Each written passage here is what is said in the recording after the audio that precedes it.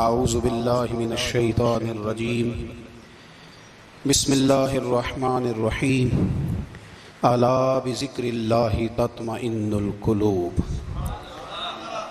صدق اللہ العظیم وصدق رسولہ النبی الکریم ان اللہ وملائکتہ یصلون علی النبی یا ایہا الذین آمنوا صلوا علیہ وسلموا تسلیما اللہم صل علی سیدنا و مولانا محمد معدن الجود والکرم وآلہ وصحبہ وبارک وسلم۔ تمام تعریفیں حمد و ثنا اللہ تعالی جل جلالہ کے لیے۔ زاں بعد درود و سلام نبی اکرم نور مجسم شفیع معظم احمد مجتبیٰ جناب حضرت محمد مصطفیٰ صلی اللہ تعالی علیہ وسلم کی ذات والا صفات کے لیے حمد و صلوات کے بعد قرآن مجید نے ارشاد فرمایا الا بذکر اللہ تطمئن القلوب، فرمایا خبردار ہو جاؤ اللہ کے ذکر میں ہی دلوں کا اطمینان ہے، اللہ کے ذکر میں دلوں کا چین ہے۔ لوگ بہت سارا مال، بہت ساری دولت، بہت ساری عقل اور بہت سارا شعور ہونے کے باوجود بے سکون ہیں۔ جس چیز نے زمانے کو تکلیف میں مبتلا کر دیا ہے اور جو چیز ڈھونڈنے سے نہیں ملتی وہ اطمینان ہے، وہ قرار ہے۔ لوگ بھیک مانگتے ہیں، منت کرتے ہیں، دہائی دیتے ہیں کہ کہیں سے سکون کی دولت مل جائے، لیکن وہ میسر نہیں آ رہی۔ بڑے بڑے لوگ ہیں اور میں عرض کر چکا ہوں کہ مالدار بھی ہیں اور عقل مند بھی ہیں، باشعور ہیں، پڑھے لکھے ہیں، پر قلبی سکون، راحت، اطمینان، چین انہیں میسر نہیں آ رہا۔ راتیں جاگ کر گزر جاتی ہیں، دن آزمائش میں بیت جاتا ہے۔ وہ کبھی اس کے لیے ٹھنڈے علاقوں کا سفر کرتے ہیں، کبھی دوستوں کی مجلسوں میں جا کر کے بیٹھتے ہیں، کبھی گھر سے دور اکیلے میں تنہائی میں وقت گزارنے کی کوشش کرتے ہیں، لیکن دولت سکون ناپید ہوتی ہے، میسر نہیں آتی۔ عرش کا رب فرماتا ہے کیوں تو بھٹکتا پھرتا ہے، کیوں دائیں بائیں جاتا ہے، چپ کر کے مسجد آ جا اور لوگوں سے بچ کے تنہائی میں میرا ذکر کر۔ اللہ ملے گا کیا؟ فرمایا اعلیٰ بذکر اللہ تطمئن القلوب، میں تیرے بے چین دل کو چین عطا کر دوں گا۔ وہ تیرا تڑپتا اور پھڑکتا ہوا مزاج، اسے میں سکون کی دولت دوں گا۔ یہ تجھے کہیں اور نہیں ملے گا، یہ میری یاد میں ملے گا۔ یہ چین، قرار، سکون تجھے یہیں میسر آئے گا۔ اطمینان قلبی زندگی کا حسن ہے بھائی، دولت سکون اصل ہے۔ بڑے ٹھنڈے کمرے میں کچھ لوگوں کو نیند نہیں آتی، اور دادا صاحب رحمۃ اللہ علیہ آپ جائیں تو دونوں سڑکوں کے بیچ جو فٹ پاتھ ہے نا، اس پہ بھی کچھ لوگ سوئے ہوتے ہیں۔ ادھر سے بھی گاڑیاں گزرتی ہیں، ادھر سے بھی گاڑیاں گزرتی ہیں، لیکن بس نیند ہے نا، اللہ کا فضل ہے، اس نے دے دی ہے، آنے والوں کو آ گئی ہے۔ اطمینان قلبی۔ میرا معاشرہ بے سکون ہے، بے قرار ہے۔ مجھے کچھ لوگ کہتے ہیں جی میں آج کل بڑا بور ہو رہا ہوں، تو میں کہتا ہوں یار ہمیں تو ٹائم ہی نہیں ملا آج تک بور ہونے کا، نہیں وقت ہی نہیں اتنا میسر آیا، کون سا ٹائم نکالے جس میں بندہ بور ہو؟ وہ تو ہے کہ انسان کچھ فارغ ہو، کہیں اس کے پاس گنجائش ہو تو بور بھی ہو لے۔ کیسے بور ہو لیتے ہو؟ یہ کیا ہوتا ہے بور ہونا؟ زندگی میں اتنا وقت ہی کہاں ہے کہ انسان بور ہوتا پھرے اور یہ تصور بناتا پھرے کہ میں بڑی آزمائش میں ہوں تو میں بڑے بور ہو رہا ہوں، تو میں بڑی تکلیف میں ہوں۔ تو وقت بہت زیادہ ہے ہمارے پاس، لا یعنی کاموں میں ضائع بڑا ہوتا ہے، تو ہم بور ہوتے ہیں، پریشان ہوتے ہیں۔ اللہ فرماتے ہیں یہ جو میری یاد ہے نا، لیکن اس کا بھی ایک طریقہ ہے یاد کا، اس طریقے سے اگر میرے رسول کریم علیہ السلام نے فرمایا اللہ کا ذکر اس طرح کرنا کہ دیکھنے والا تمہیں دیوانہ سمجھے، لوگ سمجھیں کہ کوئی مجنون ہے، کوئی جنونی ہے، کوئی پاگل ہے۔ یہاں اللہ تعالیٰ معاف کرے، آپ ذکر کی مجلس چھیڑیں، آپ ناز شریف کی مجلس چھیڑیں تو بہت سارے لوگ پروفیسر بن جاتے ہیں، وہ ساری نہیں ہلاتے، ان کی زبانی حرکت میں نہیں آتی۔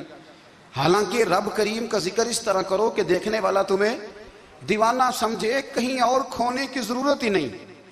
میرے حبیب گویا ہمیں فرماتے ہیں تو رب کے ذکر میں اس طرح کھو جا کہ تجھے دنیا کا خیال ہی نہ رہے، تجھے پھر دنیا کی ہوش نہ رہے۔ لیکن اگر نماز میں بھی خیال غیر آئے، ذکر میں بھی توجہ کہیں اور ہو، زندگی میں وہ عجیب لمحہ تھا، وہ میرے ساتھ تھا اور میں تنہا تھا، اگر ماحول یہ ہو کہ آپ کہیں جسم کے ساتھ تو موجود ہوں، روح موجود نہ ہو، تو پھر لذت ذکر بھی میسر نہیں آتی، پھر کیف نہیں حاصل ہوتا۔ یاد رکھیں کہ اس طرح کھو کے رب کی یاد کہاں سے کیف آئے؟ الجھ ہی بڑا گئے ہیں۔ وہ مستی، وہ سرور، وہ کیف جو اللہ کے ذکر میں ہوتا تھا، جو کبھی مرشد کامل کے سامنے بیٹھ کر لوگ اللہ اللہ کرتے تھے تو لگتا یہ تھا کہ یہ یہاں ہیں ہی نہیں، یہ تو کہیں اور چلے گئے ہیں، یہاں موجود ہی نہیں۔ لیکن اب وہ موج نہیں، وہ شوق نہیں، وہ درد نہیں، وہ زیب نہیں۔ اقبال تڑپ کے کہا کرتے تھے خیرت کی گتھیاں سلجھا چکا ہوں، یار اب مجھے صاحب جنوں کر دے، اللہ مہربانی فرما، وہ کیفیت دے، وہ سرور دے۔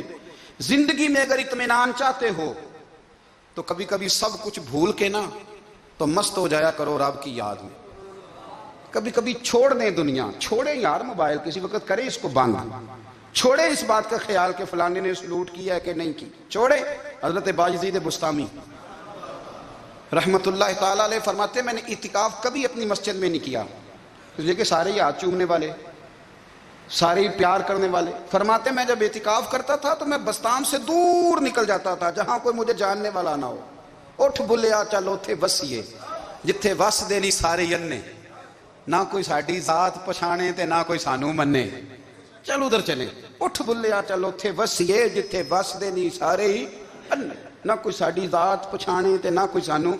اتنا شوق ہے سلوٹ کرانے کا، اتنا شوق ہے تعارف کرانے کا، اتنا شوق ہے اپنا بتانے کا، تو یہ چیز غلبہ کر جاتی ہے، پھر نام رہ جاتا ہے، روح نہیں رہتی، پھر وجود رہ جاتا ہے، پھر باطن کی کیفیت نہیں رہتی۔ خدا را اپنے آپ کو بے چین نہ کرو، بے قرار نہ کرو، بے سکون نہ کرو، رب کی یاد میں آ جاؤ، درود و سلام میں آ جاؤ، نعت کے حسن میں آؤ، تلاوت کی دنیا میں آؤ، سجدوں کے نور میں آؤ، آؤ کبھی کھول کے دل مسجد کی صفائیاں کریں، آؤ نہ کبھی کوئی بوڑھا دادی نانی دادا ان کے پاس بیٹھ کے پیر دبا کے اللہ کو راضی کریں۔ یہ کیف والی جگہ ہیں، یہ سرور والی جگہ۔ اتنی بے چین ہماری زندگی ہے، بے قرار ہے، تڑپتے ہوئے لوگ، لڑتے ہوئے لوگ، ایسے لگتا ہے ابھی ایک دوسرے کا گریبان تھام لیں گے، بے قرار بے چین۔ کسی کو انتظار کا کہا جانا کہ 10-20 منٹ کسی کا انتظار کرو تو بعض لوگوں مجھے ایسے لگتا ہے جیسے ان کا کلیجہ پھٹ جائے گا، ڈاکٹر کے انتظار میں بیٹھے ہیں تو بڑے پریشان ہیں، کسی کو ملنے گئے ہیں کو آدھا گھنٹہ بیٹھنا پڑ گیا تو بڑی دقت میں ہیں۔ اپنے آپ کو سکون دیں، آپ یقین کریں بڑا مزہ آتا ہے کبھی کسی کا انتظار کرنا پڑے تو 2-4 تسبیح درود شریف پڑھی جاتی ہے، یعنی ذوق بن جاتا ہے کہ چلو اللہ نے موقع دیا ہے، کوئی سرکار کو یاد کر لیں، تنہائی مل گئی۔ ہمارا مزاج جس سختی کا شکار ہے وہ سختی آہستہ آہستہ ہمیں زیادہ آزمائش میں ڈال رہی۔ تو میرے بھائی زندگی میں اطمینان حسن ہے، اور وہ سب سے زیادہ اللہ کی یاد میں ملتا ہے، وہ سب سے زیادہ رب کریم کے ذکر میں۔ سب سے زیادہ جو چاہتا ہے نا دل ٹھنڈا رہے، زبان میٹھی رہے، وہ مدینے والے محبوب پہ درود و سلام پڑھا کرے، وہ حضور پہ درود و سلام پڑھا کرے، زبان میٹھی رہے گی۔ میرا ذاتی تجربہ ہے کہ جو آدمی اپنے اخلاق سنوارنا چاہے وہ حضور پہ درود شریف پڑھے، جو اپنے اخلاق سنوارنا چاہے، طبیعت کو ٹھنڈا رکھنا چاہے، وہ درود شریف پڑھے، اس کا دل سکون میں آئے گا۔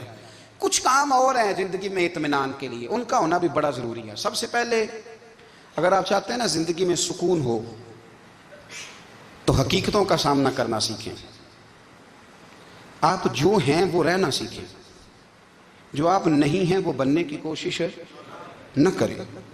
حقیقت کا سامنا کرو گے تو زندگی اطمینان میں آ جائے گی۔ ہم نے نا بہانے بنا لیے ہیں، ہیلے بنا لیے ہیں، جھوٹ کے سہارے اپنے آپ کو اونچا کر لیا۔ ایک آدمی سے کہا جاتا ہے تو رشوت نہ لے، تو کہتا ہے میں غریبوں سے نہیں لیتا۔ تو میرا سوال یہ ہے کہ امیروں کا حساب لینے کی اللہ نے تیری ڈیوٹی لگائی ہے، تیرے ذمہ لگایا ہے کہ تو امیروں کا حساب کر، تمہیں کیا ضرورت پڑی ہے؟ ہم نا بہانہ کرتے ہیں، رشوت لینے والے کا الگ بہانہ ہے اور سفارش والے کا الگ بہانہ ہے۔ حقیقت کا سامنا کریں، حقیقت کا، جو میرے ذمہ داریاں ہیں وہ میں نے پوری کرنی، جو آپ کی ذمہ داریاں ہیں وہ آپ جان نہ چھڑائیں، حقیقت پسند بنیں۔ میرے رسول کریم، پھر پڑھیے درود شریف صلی اللہ تعالی علیہ وسلم۔ حضور صلی اللہ علیہ وسلم نے فرمایا کہ میری بیٹی سیدہ فاطمہ الزہرا رضی اللہ تعالی عنہا صرف جنتی نہیں، جنتی عورتوں کی سردار ہے۔ لیکن حضور نے یہ بھی فرمایا کہ فاطمہ یہ خیال رکھنا اگر اللہ نے حساب پوچھا تو حساب تم نے خود دینا ہے. نہیں، حقیقت کی طرف توجہ کرائی حضور نے. وہ صرف جنتی نہیں، جنتی عورتوں کی سردار ہیں، پر حقیقت کی جانب توجہ. میں حقیقت یہ ہے کہ اگر مالک نے حساب پوچھا تو اس کی تیاری بھی کرنی ہے. دیکھیں نا، ہمیں کچھ یقین نہیں، اللہ معاف کرے کہ ہمارا حساب کیسا ہوگا، لیکن کتنے آزاد ہیں. یعنی بڑی دلیری سے بندے کہتے ہیں فجر نہیں پڑھتا جی، 3 پڑھتا ہوں جی، شاہ رہ جاتی ہے جی، کپڑے صاحب، بڑی دلیری سے. اور سیدہ فاطمہ الزہرا نے ساری رات مصلی باز رکھا ہے، حالانکہ انہیں یقین تھا کہ رب مجھے بغیر حساب کتاب جنت دے گا. حقیقت کا سامنا کریں، جو حقوق آپ کے ہیں وہ آپ نے ادا کرنے ہیں، جو ذمہ داریاں ہیں وہ ذمہ داریاں ہیں. دیکھیں نا، حضرت موسیٰ کلیم اللہ علیہ السلام کے پاس اسرائیل روح نکالنے آئے تو حضرت موسیٰ نے تھپڑ مارا، آنکھ نکال دی. واپس گئے، اللہ انہوں نے تو جلال فرمایا ہے، کہا موسیٰ علیہ السلام سے کہیے بیل کی پشت پر ہاتھ رکھیں، جتنے بال ان کے دستے مبارک کے نیچے آئیں گے اتنے 1000 سال ان کی عمر بڑھا دی جائے گی. یعنی میرے کان میں کوئی بتا دے کہ جناب 60 سال بڑھ گئی، کیا آپ کے کان میں کوئی کہہ دے تو خوشی ہوتی ہے کہ نہیں؟ لیکن یہ حقیقت پسندی نہیں، اس لیے کہ 60 بھی گزر جائیں گے، 70 بھی، یہ حقیقت نہیں. حضرت موسیٰ کلیم، چلے میں مثال دیتا ہوں، سمجھ لے 10 بال، حالانکہ بہت زیادہ آتے ہوں گے، 10 بال اگر حضرت موسیٰ کے ہاتھ کے نیچے آئے تو 10,000 سال تو عمر بڑھ گئی نا. 10 یعنی 10 سال نہیں، 10 100 نہیں، 10 بہت زیادہ تھی نا. تو حضرت موسیٰ کلیم اللہ علیہ السلام سے آ کے عرض کیا گیا حضور بیل کی پشت پر ہاتھ رکھیں، جتنے آپ کے ہاتھ کے نیچے بال آئیں گے اتنے 1000 سال عمر بڑھ جائے گی. تو حضرت موسیٰ نے حقیقت پسندی والی بات کی، فرمایا پھر کیا ہوگا؟ 10,000 سال کے بعد پھر کیا ہوگا؟ کہا حضور جانا تو پھر بھی ہے. فرمایا پھر ابھی چلتے ہیں. اگر جانا ہے نا، جانا ہے تو پھر، اگر جانا ہے تو پھر ابھی. اور سجنوں اگر نماز پڑھنی ہے تو ابھی کیوں نہیں؟ اگر داڑھی رکھنی ہے تو پھر رمضان کا انتظار کیوں کریں؟ ابھی کیوں نہیں؟ اگر سچ بولنا ہے تو پھر، اگر رزق حلال کھانا ہے تو پھر انتظار کا ہے. حقیقت ہوتی ہے، بہانہ ہوتا ہے. حقیقت چھپ نہیں سکتی بناوٹ کے اصولوں سے، کیونکہ خوشبو آ نہیں سکتی کبھی کاغذ کے پھولوں سے. یہ بات یاد رکھیں. اگر جانا ہے تو حضرت کلیم فرمانے لگے پھر 10,000 سال کے بعد بھی جانا ہے تو آج بھی. ہمیں بے قراری زندگی میں اس لیے کہ ہم حقیقت پسند نہیں، ہم بہانوں میں، ہم ہواؤں میں جیتے ہیں، ہواؤں میں، خیالات میں زندگی گزارتے ہیں. بڑا ٹائم پڑا ہے، مثلاً کتنا میرے رسول کریم صلی اللہ تعالیٰ علیہ وآلہ وسلم نے ایک دن صحابہ سے فرمایا تمہیں حیا نہیں آتی؟ حضور کیا ہوا؟ فرمایا وہ والے مکان بناتے ہو جن میں تم رہ نہیں سکتے، وہ والا مال جمع کرتے ہو جو کھا نہیں سکتے، حیا نہیں آتی؟ عرض کی حضور حکم کریں. تو محبوب فرمانے لگے جوتے کا ایک تسمہ بند کرتا ہوں تو سوچتا ہوں دوسرا بند کرنے سے پہلے موت آ جائے گی. ایک سانس اندر جاتی ہے تو دوسرا آنے سے پہلے میں یاد کرتا ہوں کہ مجھے دنیا سے جانا ہے. تمہیں حیا نہیں آتی؟ وہ مکان بناتے ہو جن میں رہ ہی نہیں سکتے، وہ مال جمع کرتے ہو جو کھا. حقیقت پسند نہیں بھائی. ہم بہت سارے لوگ ہیں بڑی باتیں سناتے ہیں، بڑی، میں کہتا ہوں اصل میں نا زیادہ باتیں سنا کے نا بیچارہ اپنے آپ کو مطمئن کرنا چاہتا ہے. اصل بات یہ ہے کہ اندر سے نا ہلا ہوا ہے، کچھ بھی نہیں. بڑا زیادہ ہنستا ہے اور مجھے لگتا ہے کہ کوئی گہرا زخم چھپا رہا ہے. اس لیے ملمہ سازی، حقیقت پسند بنو، حقیقت پسند. یاد رکھنا من ترک صلاۃ متعمدا فقد کفر. میرے رسول نے حقیقت بیان کی، فرمایا جس نے ایک نماز بھی جان بوجھ کے چھوڑی اس نے رب کے رب ہونے کا انکار کیا، اس نے کفران نعمت کیا. یہ حقیقت ہے، کوئی کلیریفیکیشن نہیں، کوئی وضاحت نہیں. جو نماز نہیں پڑھتا جھوٹ بولتا ہے، غلط بیانی کرتا ہے. جو شخص رزق حرام کما کے کہتا ہے کہ اس کے بغیر گزارا نہیں چلتا، وہ جھوٹ بولتا ہے. اس لیے کہ رب فرماتا ہے جب تجھے پیدا کیا ہے تو تیرا رزق میرے ذمہ ہے. اللہ فرماتا ہے کہ لا یکلف اللہ نفسا الا وسعها، میں کسی پر وہ بوجھ نہیں ڈالتا جو اٹھا نہ سکے. نماز فرض کیا اس کا مطلب ہے ہم پڑھنے کے قابل ہیں. اس نے ہمارے ذمہ داریاں لگائی ہیں تو مطلب یہ ہے کہ ہم ذمہ داریاں ادا کرنے کے قابل ہیں، ورنہ وہ کہتا ہے میں وہ بوجھ ڈالتا ہی نہیں جو تجھ سے اٹھایا نہ جائے. اگر چاہتے ہو کہ زندگی میں اطمینان ملے تو خدا را حقیقت پسند والی زندگی گزارو. یہ فضاؤں میں زندہ رہنا، ہواؤں میں، اللہ بڑا معاف کرنے والا ہے، اللہ بڑا کریم ہے معاف کر دے گا، تو بھئی یہ بات صحابہ کو بھی پتا تھی، یہ اہل بیت کو بھی خبر تھی تو وہ تو ایک ایک بات کا لحاظ کرتے تھے. یہ غوث اعظم کو بھی پتا تھی, یہ ان کے والد کو بھی پتا تھی, جنہوں نے کسی کا ایک سیب کھا لیا تھا تو 12 سال اس کے گھر میں نوکری کرتے رہے. انہیں نہیں پتا تھا اللہ بڑا کریم ہے, معاف کر دے گا, ایک سیب ہی ہے نا. تو حقیقت پسندی آپ کو سکون دے گی. اور اگر آپ نے اپنے آپ کو غیر مطمئن کیا ہوا ہے, بات کچھ اور ہے, اور آپ نے اپنے آپ کو ڈال کسی اور طرف لیا ہے, تو پھر آپ کو سکون مل سکتا. سکون حقیقت پسندی میں, اصل میں سکون ہوتا ہے, اداکاری میں سکون نہیں ہوتا. تیسری بات سنیں, اگر آپ چاہتے ہیں زندگی میں مطمئن رہیں تو دنیا داروں سے امیدیں توڑ دیں, اللہ اور اس کے رسول سے امید وابستہ کریں, اولیاء اللہ سے امیدیں وابستہ کریں, صحابہ اور اہل بیت سے امیدیں, اللہ اور اللہ والوں سے امیدیں, دنیا داروں سے امیدیں. آپ کو پتہ ہے دنیا دار کی تباہی کب ہوتی ہے؟ جب انہیں خوش آمدی مل جاتا ہے. چودھری کا بیڑا اس وقت غرق ہوتا ہے جب اسے چودھری کہنے والے زیادہ ہو جاتے ہیں.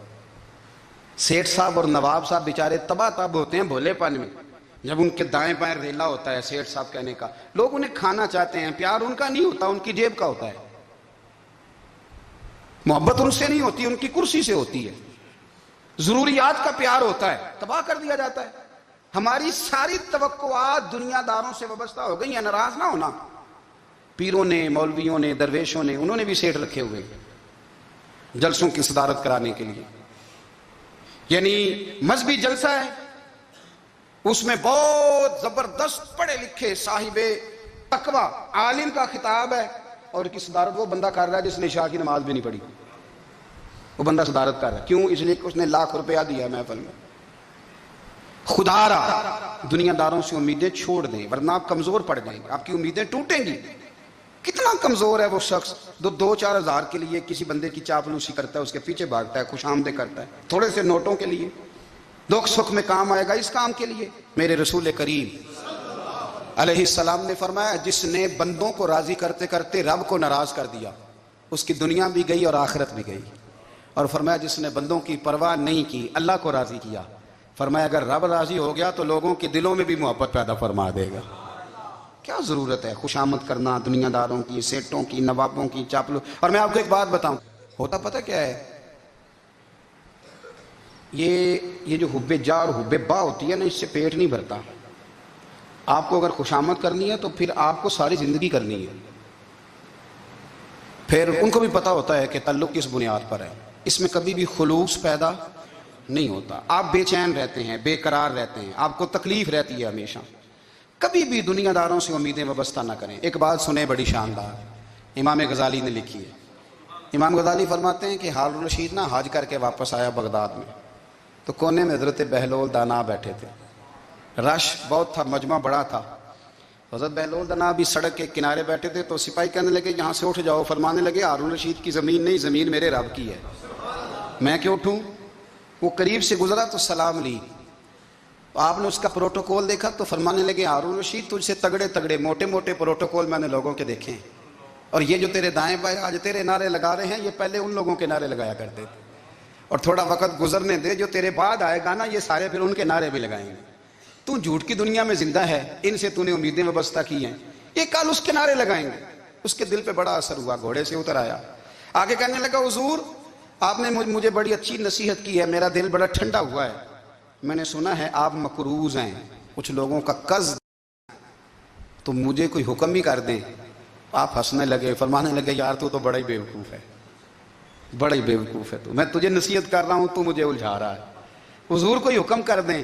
کیا خوبصورت انداز ہے رب کریم کے بندوں کا. حضرت بہلول دانا فرمانے لگے تیرا رب کون ہے؟ کہا اللہ. تو فرمایا میرا کون ہے؟ کہا اللہ. فرمانے لگے یہ تو نہیں نہ ہو سکتا کہ اللہ ہارون رشید کو دیتا رہے اور بہلول دانا کو بھول ہی جائے. یہ تو نہیں نہ ہو سکتا کہ ہارون رشید کو دیتا رہے اور بہلول دانا کو بھول جائے. فرمایا اس کا دل, اس کا ارادہ ہوا, ارادہ قدرت ہوا کہ بہلول مقروض رہنا چاہیے, تو اگر رب مجھے رکھنا چاہتا ہے, دکھ قبول محمد بخشا, راضی رہن پیارے, اگر وہ چاہتا ہے میں مقروض رہوں تو میں بھی چاہتا ہوں کہ میں مقروض ہی رہوں. یہ تو نہیں نہ ہو سکتا کہ تجھے دے اور مجھے نہ دے. فرمایا میری تجھ سے کوئی امید نہیں, مجھے جب بھی دے گا میرا رب بھی دے گا, اور وہ دے گا تو پھر انشاءاللہ خزانے کھول کے دے گا. دنیا داروں سے امیدیں وابستہ کرنا, لوگوں کے پیچھے, یہ چھوڑ دیں, آپ بے چین رہیں گے. بے قرار رہے گا. اللہ والوں سے ضرور امیدیں وابستہ کریں، اس لیے کہ ان کے پاس جو کچھ ہوتا ہے وہ دراصل رب کا ہی ہوتا ہے. لیکن سیٹھوں سے، نوابوں سے، سیاستدانوں سے باز آ جائیں. ہماری بڑی امیدیں وابستہ ہیں. میں اکثر کہتا ہوں جتنے پھیرے نوکری کے لیے دنیا دار کے دروازے پہ لگائے ہیں نا، اس سے کم دفعہ مسجد میں نفل پڑے ہوتے تو رب اتنی بڑی مہربانی فرما دیتا. تیسری بات یہ یاد رکھیں، اگر سکون لینا چاہتے ہیں نا، اگر سکون لینا چاہتے ہو نا تو لوگوں کو ڈسکس کرنا بند کر دو. کس کو اللہ نے کتنے پیسے دیے ہیں وہ جانے اور اللہ جانے، کس کو اللہ نے کتنی گاڑیاں دی ہیں وہ جانے، اور لوگوں کو ڈسکس کرنا. جی یعنی میں ایک جگہ بیٹھا تھا تو ایک صاحب گاڑی والا گزرا، گاڑی میں بیٹھ کے، اس کا پڑوسی تھا، کہتا منہ ہے کار والا. میں کہ وہ تے ہے تاں ہی بیٹھا ہے. تو میں کہ سمجھانا سی نا انہوں، میں کہ توں تے میں حساب لائیے بھی ساڑھے کول کوئی نہیں، وہ تے ہے لیکن نا اللہ نے اسے دی ہے نا، تو اللہ نے چاہا نا وہ کار میں بیٹھے. تو اس نے پھٹے پہ بیٹھ کے یہ تبصرہ کیا کہ منہ ہے کار والا. میں کہ وہ تے ہے تاں کار ہے. اب مجھے اور تجھے اندازہ لگانا چاہیے کہ ہم کیا یہ بحث ہے. یعنی اللہ کو چاہیے تھا معاذ اللہ کے پہلے تجھ سے پوچھتا کہ اسے کار دینی ہے کہ نہیں. کیا مطلب فضول بحث ہے. وہ چیز ہمیں اتنا تنگ کرتی ہے، اتنی تکلیف دیتی ہے کہ آپ یقین کریں سارا دن اسی کو ڈسکس کرتے ہیں. سارا دن اس کے پاس گاڑی ہے، اس کے پاس کار ہے، فلانے کا پیسہ 1 نمبر ہے، فلانے کا 2 نمبر ہے، فلانے کا 6 نمبر ہے. اصل بات کے اندر حسد ہے، اس کو نکالو. ایک بات کہنے لگا ہوں، اسے یاد رکھنا. میرے اعلیٰ حضرت رحمۃ اللہ علیہ فرمایا کرتے، حسد کرنے والا بندوں پر اعتراض نہیں کرتا، اللہ پر اعتراض کرتا. وہ کہتا ہے اللہ اسے کیوں دیا ہے، اتنا کیوں دیا ہے، معاذ اللہ وہ اللہ کی تقسیم پر اعتراض کرتا. حسد کرتے ہو بے چین رہو گے. حسد آپ کے دل کو تڑپا کے رکھ دے گا. چھوڑے، اللہ بڑا کریم ہے، جس کو جہاں چاہتا ہے وہاں بٹھا دیتا ہے. آپ قطعاً اس بحث میں نہ پڑیں کہ اللہ نے کس کو کتنا دیا ہے، کب دیا ہے، کیوں دیا ہے. وہ بڑا بے نیاز ہے. حسد آپ کو تباہ کرے گا. دنیا میں پہلا گناہ جو ہوا تھا وہ حسد تھا. ابلیس نے حضرت آدم سے حسد کیا، کہنے لگا میں بہتر ہوں، سرداری اس کو مل رہی ہے. یہ تو اللہ کو پتہ ہے نا کس کو دینی ہے. اور دنیا میں پہلا قتل حسد کی وجہ سے ہوا. حابیل قابیل کے درمیان حسد کا معاملہ تھا. خاتون کا نکاح اس سے کیوں ہو رہا ہے، مجھ سے ہونا چاہیے. حسد تباہی کرتا. اب یقین کریں، یعنی دکاندار کے سامنے دوسری دکان پڑتی ہے اور پریشان ہو جاتا ہے. وہ کہتا ہے میرا کیا بنے گا، لا حول ولا قوت الا باللہ العلی العظیم. یعنی تیرا کیا خیال ہے کہ تیرے حصے کی روٹی وہ کھا جائے گا. اتنا چھوٹا دل. یعنی تیرا موقع یہ ہے کہ تیرے حصے کا نصیب اس تک چلا جائے گا، یہ تیری خواہش ہے. ایک دوسرے کی کمزوریاں بیان کرنا، اس کا تو مال ہی ناقص ہے جی، اس کے تو پاس ہی کچھ نہیں. یہ تو کمزور لوگوں کا طریقہ ہے. میرے رسول کریم علیہ الصلوۃ والسلام گزر رہے تھے، پت جھڑ کا موسم تھا، خزاں کا موسم تھا، درختوں کے پتے جھڑ رہے تھے. صحابہ کو ساتھ لے کے حضور گزرے اور ایک درخت کی ٹہنی کو پکڑ کے حضور نے ہلایا. صحابہ فرماتے ہیں کہ چھم چھم اس کے پتے گرے، زمین پر ڈھیر لگ گیا. حضور نے فرمایا دیکھا تم نے کیا ہوا؟ حضور ہاں. فرمایا کتنی تیزی سے پتے جھڑے ہیں، صرف تنا رہ گیا ہے اور خالی ٹہنیاں رہ گئی ہیں، کوئی حسن بچا ہے؟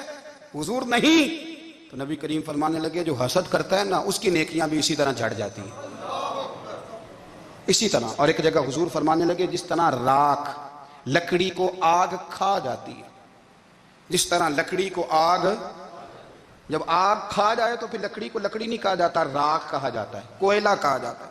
اس کی اصل باقی یعنی اسے کھائی جاتی ہے. تو حضور علیہ الصلوۃ والسلام فرمانے لگے جس طرح آگ لکڑی کو کھا جاتی ہے، پر میں اسی طرح حسد نیکیوں کو کھا جاتا ہے. نیکیاں رہتی نہیں. حسد کرنے والے کے پاس نیکیاں یعنی ان کی اصل شکل موجود، کبھی بھی حسد نہیں کریں. اللہ کی تقسیم ہے، جس کو چاہے جب چاہے جتنا چاہے عطا کرے.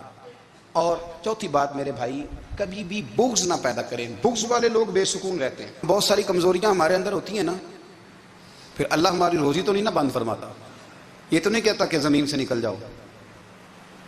اگر یہی والا معاملہ ہو جو ہمارا ہے کہ فو شادی پہ اس نے میرے ساتھ برا سلوک کیا تھا، اب ساری زندگی بغض رکھنا ہے. اگر یہی معاملہ فرشتے اللہ کی بارگاہ میں کہیں کہ یا اللہ اس نے فلانے دن شراب پی تھی، اب اس کو زمین میں نہیں رہنے دینا، نظام زندگی چلے گا. تو اگر اللہ ہمیں معاف کرتا ہے تو ہم بندوں کو معاف کیوں نہیں کرتے؟ آپ یقین کریں اتنی لمبی عداوتیں، اتنا لمبا حسد، اتنا لمبا بغض، اتنا لمبا. حدیث میں نے پڑھی، میں حیران رہ گیا. میرے نبی کریم अलैहिस्सलाम ने फरमाया अपनी बीवी से कभी बुग़्ज़ ना रखना, अगर उसकी एक बात नापसंद हो तो उसे छोड़ के वो बात देखो जो तुम्हें पसंद है। मैं इस हदीस को पढ़ के सोचने लगा कि क्या बीवी का भी बुग़्ज़ रखते हैं लोग? अब हुजूर ने कहा है तो इसका मतलब है लोग बीवी का बुग़्ज़ भी रखते हैं। अब इस पर इस्तदलाल करके मुझे कहना पड़ेगा कि ससुराल वालों का बुग़्ज़ भी रखते हैं, कहना पड़ेगा कि भाई के ससुराल वालों से भी बुग़्ज़ रखते। इस हदीस की रोशनी में मैं समझा कि लोग भाभी का बुग़्ज़ भी बुग़्ज़ रखते हैं, बुग़्ज़, वरना आदतें तो हमारी भी कई बुरी होती हैं। अगर आदत एक वजह बने इख्तलाफ की तो आदतें तो हमारी भी कई बुरी हैं, लेकिन हम अपनी बुरी आदतों समेत अपने आप से प्यार करते हैं और सामने वाले की एक भी आदत बुरी हो तो उससे बुग़्ज़ रखते हैं। बुग़्ज़ ना पैदा करें। मेरे नबी पाक अलैहिस्सलाम ने फरमाया कुछ चीज़ें तुम्हारे दीन को मूंड डालेंगी, तबाह कर देंगी, काट देंगी। हुजूर कौन सी? फरमाया हसद, तकब्बुर और बुग़्ज़, ये तुम्हारे दीन को तबाह कर दे। हम बेचैन इसलिए हैं कि हमने बहुत सारे लोगों का बुग़्ज़ पाला हुआ है और हर फील्ड में सियासतदान का ज़ातियात पर उतर के बात करते हैं, मुअज़्ज़ज़ तरीन लोग, ताजर ने ताजर का, इल्ला माशाअल्लाह बाज़ जगह पे अहले इल्म भी एक दूसरे से अदावत रखते हैं। खुदारा दिल रब करीम के आने का ठिकाना है, ये साफ होगा तो इसमें रब रसूल के जलवे होंगे। अगर इसमें अदावत हो, इसमें बुग़्ज़ हो, इसमें कीना हो, निफाक हो, सुने मेरे रसूल करीम हज़रत अबू बकर सिद्दीक़ रज़ी अल्लाह ताला अन्हु कहते हैं मैं रो ही पड़ा। मक्का फतह हुआ ना तो इकरमा बिन अबू जहल ने पैगाम भेजा कि मैं ना कलमा पढ़ने के लिए आ रहा हूँ। वह बात लंबी है, मैं मौजू पे रहना चाहता हूँ। कहते हैं जब वो आने लगा ना तो नबी पाक ने हम सबको बुलाया, हम हाजिर खिदमत हुए तो हुजूर फरमाने लगे कि उसके बाप ने ना बड़ा जुल्म किया है हमारे साथ, अबू जहल ने बड़ा सताया है, बड़ी तकलीफ़ दी है। आप मुझे बतलाएं कि वो एक दफ़ा किसी शादी पे बहस होती है बीवी के भाई के साथ, फिर सारी ज़िंदगी उस बेचारे को माफ़ी, वो 10 दफ़ा घर आता है माफ़ी मांगने पर सवाल ही नहीं पैदा होता। मैं हो मुझे ही कह दिया, यानी फिर मैं मुझे ही कह दिया आपने और मेरी शान में बेअदबी और फिर मैं माफ़ कर दूँ? तौबा तौबा तौबा, ये कैसे हो सकता है? मेरी नाक नीची हो जाएगी और आपने मुझे कह दिया, सवाल ही नहीं पैदा होता। और ये रोना मैं अक्सर होता हूँ कि शादी वाले दिन दामाद साहब का ज़्यादा दिमाग ख़राब होता है। जब छोटी साली की शादी होती है ना उस दिन इसको बुखार चढ़ता है, कोई इसको कान में कहता है तेरी इज्जत नहीं कर दे, उस दिन इसका दिमाग ख़राब हो जाता है, बच्चे उठा कर निकल आता है। वो बेचारा सुसर मिन्नतें कर रहा होता है कि तेरी मेहरबानी आ जा, ये इज़्ज़त करा रहा है। तो मैंने कहा एहतजाज करके जो इज़्ज़त कराई जाती है वो इज़्ज़त नहीं होती। हाँ, यहाँ मांग के इज़्ज़त लेते हैं लोग, या एहतजाज की कोई इज़्ज़त है? आपके अंदर कमालात इतने हों कि आपकी इज़्ज़त करने को दिल चाहे, यानी मज़ा आए, यानी लुत्फ़ आए, यानी आप दूर बैठे हों तो किसी का दिल करे आपको स्टेज पे बुलाने के लिए। ये क्या बात हुई कि छाए जाना और भाग के आगे जाना? इनसे निकलें। इकरमा बिन अबू जहल कलमा पढ़ने के इरादे से आ रहे हैं, हुजूर अलैहिस्सलाम ने सहाबा को बुलाया। कितनी ज्यादा दावत रखी जा सकती थी माज़अल्लाह? कब से वो चला था जुल्म करने और उसके बाद उसका बेटा शुरू हो गया। कितनी बातें थी जो ना काबिल माफी थी, पर करीम रसूल ने हमें बतलाया है कि सुकून वाली जिंदगी कहते किसको है।